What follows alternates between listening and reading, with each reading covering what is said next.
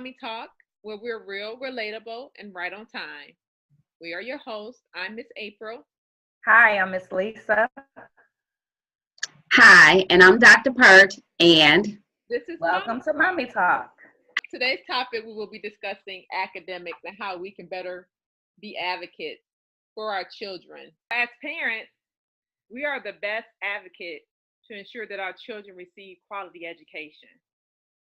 The roles and we play and how we personally monitor and guide our children in schooling is essential to academic success. Mhm. Parents can no longer afford to take a hands-off approach to their children's education. I know when I grew up, my mom wasn't necessarily as involved. She was involved, but she wasn't as involved in my education process. However, we understand the different stressors that are in place with our children. We have to be more hands-on with our children.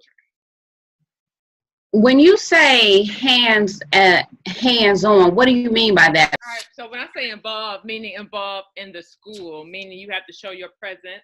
You got to be involved with talking with the principal, engaging with the teachers, and also engage with their peers in their classroom. I think this is important so you can understand the climate and culture of the school and the classroom in order to accurately gauge where your child is heading. Okay, I agree. I do agree with that. And that leads us to the question, what can parents do at home to support their child academically? And the first thing is to, like Miss April said, is to be involved. Let me hear my parents say, be involved. Be Be involved. involved. That's the first thing that you have to do is you have to be involved and you have to know what's going on with your child. And so what that means is you have to communicate with the teachers at the school.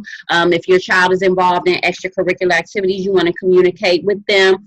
And also for those parents out there who may need assistance with supporting their child, all educational entities have a PTA, a parent association group. I know with us, DPSCD, Detroit Public Schools Community District, we have the FACE, the Family and Community Engagement Center, and they provide resources and information to parents on how you can better assist your child. So if you want to be, you have to be involved. And it's average parents who are in those groups, just like you, searching for answers, who have answers. So you just have to be involved, communicate with the teacher, and know what's going on with your child. And also communicate with your child as well. Know what their goals are and talk to them about the importance of receiving an education, because we know with an education, leads to a better quality lifestyle, and it just opens up opportunities. So I'm glad you mentioned the parent organization at the schools, because not only do they have a parent organization, they also have a contact. I know in our school, we have a contact parent liaison that is always there and available to communicate with the parents. So most of the time, even in the organizations, you have like the parents that are voted as president, vice president, and those particular parents are not in the school all day, because some of them may have jobs, but they do frequent the schools and are always at the meeting. But you also have that parent contact that's at the school, or that you can email as far as needing any extra resources, communication. Exactly. That's good. I think the parent liaison that DPS have in place, the schools have in place, is an excellent source for parents to go to, because it's like what the name is, parent liaison. It helps them engage the parents and reaches out to the parents and let them know their voice is equally important in the school community. And parents have a voice in the school, and they should feel welcome. Good. That's a good point. And so I know some of our parents out there are wondering, how can they effectively communicate with their teachers? Because communication is important. Absolutely. So the best way to, of course, to communicate with the teachers is to, you need contact information. And I know that I have no problem emailing my teachers, my daughters and my son's teachers. I do it often. They have a couple of apps. I know at my son's school, they have a Class Dojo, and the teacher can go in there and add quick notes. Parents can see what homework assignments the kids have. And then also, don't be afraid to, most schools are equipped now, you know, technology is constantly growing and advancing. Most schools have it where you can log on to the system and see what assignments have been given to your child and when they are due. And you can see how the progress, you know, if they turned the homework assignments in, you can see what type of grades they're getting. And again, like I said, I have no problem emailing, and I'm laughing because I do it often. Yeah, I have no problem with emailing and text messages. And, you know, sometimes even if you walk to the school when they're over, some teachers are still in the building. So you have to remain in communication. You got to make again, just mimicking some of the other points, because it all falls in together at how you can keep constant and effective communication. Make yourself known, email. That was good, and I like the point that you mentioned, the parent portal and the student portal. And I think a lot of times when parents communicate, they want to know how their child is progressing and pretty much how they can assist. So it's very important that parents ask the teacher how they can assist their child. Yep. All right. So using parent portal and student portal, you know, the parent portal is for the parent, student portal is a student. And I think they have two different views on it. But I know with my sons, whenever I was engaged with them in school, when they were in high school, they'd be like, oh, Ma, the teacher didn't grade that assignment yet, if the grade was significantly low or whatever. But I'd be like, no, you know, let me email the teacher and verify that. And regardless, the teacher, even if the grade is significantly low, your grade shouldn't be that low. Mm-hmm. So I use parent portal as a tool. And then also my students, or not my sons rather, was not progressing academically. I would also, you know, see what they needed help in. I would get a tutor. I know my sons needed help in math. They were weak in math at one point. So I had to engage and get a tutor. And the tutor I had, she came to my house. I paid her to come to my house every week on a Saturday. And she sat and helped them with the different math concept. Because, you know, this new math is kind of complicated. So I wasn't able to help them. But she was able to thankfully engage a tutor. So can I kind of jump in, because you mentioned, you know, I'm always on that economic piece. So you mentioned you pay for a tutor to have a tutor come to your home. What do you suggest for those who are financially strapped, where they're not able to pay, you know, pay for extra services? Yeah, I was saying, so they can also ask their teachers if they're willing to assist, because a lot of teachers offer tutoring after school. You know, and myself as an educator, I would stay after school. I teach English, so I would stay after school to and help students with their English and tutor in English. And then also with the parent liaison, they have information relative to tutoring that's necessarily, if you're not able to pay, somebody who can offer their services. Yeah. So those are that's definitely a tool that I help with my children to help them succeed academically. And then also I know when they were struggling, I tried to help them organize. I know organization is very key to me, because I know I'm organized,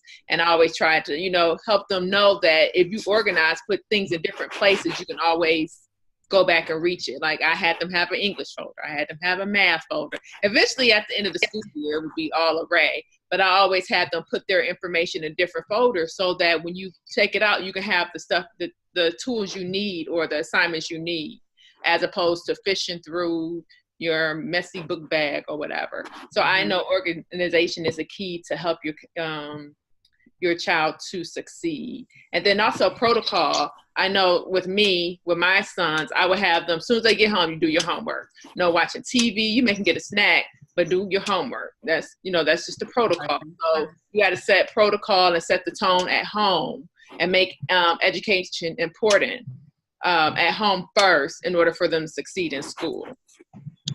I agree. I'll just share my story really quick. My daughter came home with some poor grades. Her grades had dropped. And so what I did was I became an active listener with the teachers. I asked them, how can I support my child to get a better grade in your class? And they gave me strategies and tips on what to do. And I sat down and we discussed, the expectations of what we expect your grades to look like in this home, why it is important. And then from there, I kid you not, her grades did improve. So as a parent, you have to be an active listener and listen to those teachers to be able to assist your child in the classroom. An important point too, also, that you have to engage with the teachers, because the teachers know the tools needed to succeed, and it's their class. So if you engage and help your child, it will turn out to be successful. Yeah, and don't be not afraid, but don't be shy about trying to research extra information yourself. So if I know that my son or my daughter are covering certain topics, Google is accessible to everyone, or accessible to everyone. Don't be afraid to look up some extra research. And it's not that I'm against paying for tutoring. Just going back to that, I'm not against paying for tutoring, but if you can get it for free, get it for free. Yes, there are quality programs out there that are offered to parents for free. You just have to find out what they are. You like. So what about those special education students? How can they be supported? Because I know they have a different learning plan, and they have a different, I think it's called IEP, that require different services. So how can they be supported? So they basically, it's not really different. It's really the same support, because that's why they have resource teachers that will go into a gen ed classroom. And those resource teachers are not only there to help the students that receive special education. They're not only there to help the student that receives special education services, but they're also there to help the students who don't receive those services. So the differences, I think, with a student that receives special education services is that a lot of times they may need extended time. Some of the assignments may need to be, portioned off, where they do a little bit at, what do you call it, chunking, where you're doing a little bit at a time. So it's really, honestly, an organization. That's a big piece in special education, because a lot of students don't have that organizational piece. And so it would be wise for the parent to often check your child's book bag. Like you said, Miss April, often check your child's book bag. I tell my daughter all the time, although she doesn't receive special education services, but the things that I use with my students, I try to use on her, to help her be more successful. But I'm often checking her book bag, or checking it more now, because I wasn't at first. But just making sure English is with English, math is with math. You got your information folder, for the notes and stuff that may come home, but you need a different folder for each class. And then that way, when you need to go look for something, you're going directly to the place that you need to go to. Yeah, and special education not only is for learning disabilities or autistically impaired, or what's the other, emotionally impairment. It also is for speech, because my son had a speech IEP and is technically special ed when he was in middle school. It's because middle school and elementary he did speak, because he didn't necessarily enunciate his words. So he was able to progress, and he actually didn't even want to leave speech, but she had to graduate him so it wouldn't follow him in high school, because his speech did get a lot better, and that's good. Take his time to make sure he enunciated his words. So we had to practice on enunciation and make sure he pronounced his word. So special ed is not necessarily with, learning disabilities, but it's also speech that encompasses it too. So it's just working with your child at their best of their ability to make sure that they're successful. Yep. Great points, ladies. That very great points. And I think other ways that parents can help their children if they have a special needs is basically keep things in perspective, because your child may have a learning disability does not mean that it's insurmountable. You want to become your own expert, and you want to be able to advocate for your child, but also you want your child to be able to advocate what they need as well. Because a lot of times, when parents attend these IEP meetings, the student is absent a lot of times when these conversations are taking place.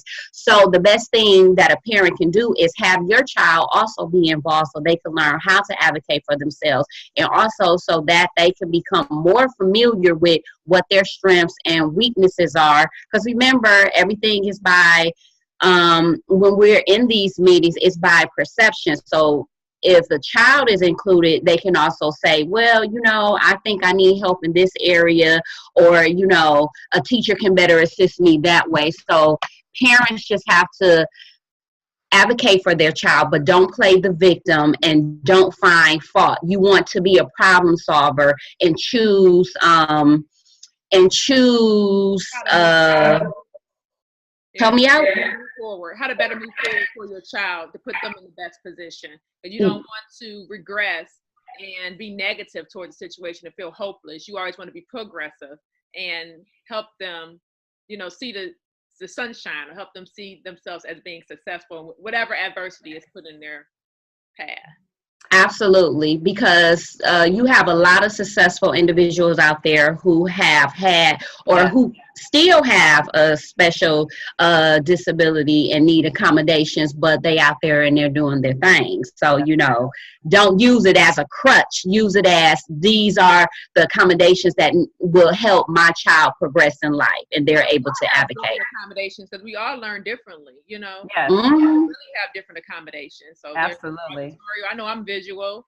Somebody need kinesthetic. That means a listener. So we all just learn differently and inhale information differently. So I wanted to add where you said that the child should be included, be present to have those conversations. And then I was also there are certain instances where the child should not be there, and the reason I think not during the IEP, I'm just saying during meetings, if you're having a certain meeting about your child, there are certain things that the parent does not need to say, in front of the child. And we have to be very careful about what we let our child hear, because again, another point you brought up is not making excuses for your child, but not teaching them, to make excuses. So like say, for instance, if your child receives like therapeutic services, the child can understand that that's being explained to the teacher, but we don't want the child using that as an excuse. Well, I'm in therapy, so I can't do this.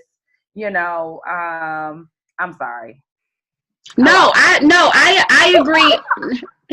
No, you are fine. I agree with you. You do have to use discernment when and if you're which meeting is appropriate for your child to be involved in. But I do feel like you should have your child involved in some of the meetings so that they can learn how to be able to advocate for themselves. But like you said, you have to use discretion and discernment and which ones they need to be involved in. I agree with you 100%. Yeah, absolutely. And it's important to have your child involved in extracurricular activities to help them progress and to keep I just like engagement. I just like children to be engaged. And extracurricular activity teaches so many skills, such as communication, how to engage with other students, and healthy competition. Yes, healthy competition. Mm-hmm. It also increases their self-esteem too. Yeah. Mm-hmm. And then it also allows them to network as well, because you just never know who path you might cross when you get older. Like, oh, I used to play against this guy, or we played together, or So I think extracurricular activities are very important. As a child, my parents kept me involved. And also, extracurricular activity correlates with high academic performance. Teachers or parents should not use it as a punishment. Say, for example, like if your child is acting up in school or they're not doing so well, I think there's a way that you can use it to as a benefit to possibly help change their attitude. Because maybe like if they're on the football team, maybe the coach can talk to them about, their grades. There have been instances where I know I have football players within the classroom, and if I felt like they were not focused, I would go talk to their coach, and as soon as I talked to their coach and the coach spoke to them, they was back focused. So it's just like, you don't want to use it punitively, because my daughter, when she came home with those bad grades, I thought about it like, should I stop her from being in cheer team? No, what I'm going to do is I'm going to have conversation with her and put some strategies in place so that she can improve her grades. But I'm also going to continue to allow her to be involved so that she can keep her spirits up, and it can also help her grades improve. Yeah, because a lot after school. I know a lot of the football team members, or even the different athletic team members, they have study sessions where they study each other. Yes, encourage and help support each other academically. So I think that topic or question is situational. I agree that that the sports help build skills, communication skills, healthy competition, network, all of that stuff, self-esteem. However, I don't know, like sometimes when kids fail, they're failing because they have issues. They need certain supports that's going to help them, help build them up. But then you have some kids, it's like it's an ego thing. It's an ego thing. I'm part of this football team. You can't touch me, So I do think it's situational, as sometimes I think certain sports or opportunities should be not necessarily taken away, but be placed on hold if you're going to abuse a situation, if the child is going to abuse it. Because, you hear about horror stories of kids because they know that they're untouchable. Mm-hmm. Have you guys ever experienced that as a teacher where a child felt like they were untouchable? I've always had the support of the coach where it was like, you better do what you need to do or else, I don't know what the else is because we never got to the or else, but, right. And I think the child understood what the or else is. I've never been in one of those situations where the child felt like they were untouchable. And in one of those situations, I feel like, okay, well then, maybe, we'll cut this to bring you back down to life. Hello. Well, I haven't had necessarily a child that's involved in sports feel like they're untouchable, but I have students who feel like they're untouchable. It don't matter what you do. You can talk to their parents, you can suspend them, but usually, it's some extra going on at home with that student. So, but usually, generally, the coaches are supportive of their students, and you can always go to them and they'll help correct the behavior, or whether it's behavior or academic with the student. I definitely have the support of different coaches. I definitely have the support of different teachers trying to follow up. But you do have some students who just don't understand, and really don't get it. And sometimes when kids feel that they have improved a little bit, it's like, to me, you should be happy because I used to do this, No, you still have a long way to go. Yeah, that usually comes from a household where their parents do not have high expectations of that child, or and then they don't reach their expectations. So I think the best thing for parents, the first step for parents to support their child academically is to be involved. Say it again, parents. Be involved. Absolutely. Be involved. Communicate with your teachers. If your child has a learning disability, be aware of it. Teach them how to advocate for themselves. Don't use it as a crutch. Don't play the victim, and look for solutions to problem solve. And let your child be involved in extracurricular activities, because research does show that if children are involved in extracurricular activities, that they have high academic performance in the school. Parents, remember, there is no such thing as a perfect parent. Continue to support your child's effort. Thank you for Mommie tuning Talk. in to